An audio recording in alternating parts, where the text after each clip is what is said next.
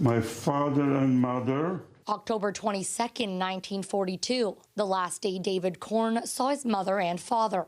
Very lucky that my parents, before they were taken to Auschwitz, they were able to put us in an orphanage.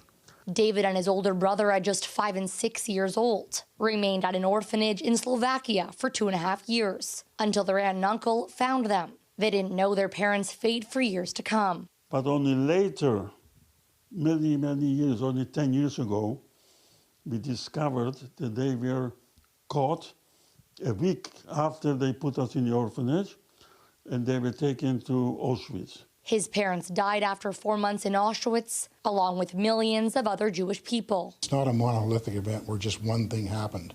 The Holocaust was very different, for example, in Hungary than it was in France or Vichy France or in the Netherlands or even the Channel Islands. People were deported to Auschwitz and murdered there.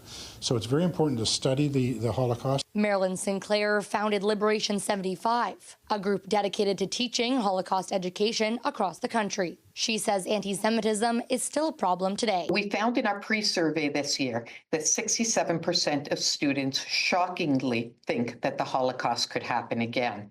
And in our post-survey, we found that 66% of the students reported seeing anti-Semitism a lot or sometimes. Mark David says he sees it firsthand in the Maritimes. You can't walk around and wear a Star of David or perhaps wear a yarmulke or a skull cap on your head.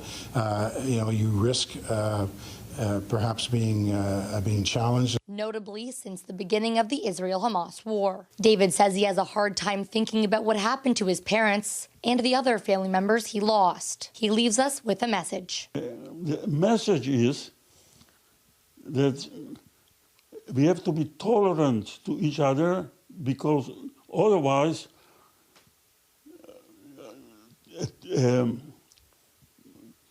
Holocaust can happen, and maybe not even for the Jews, maybe even some other people.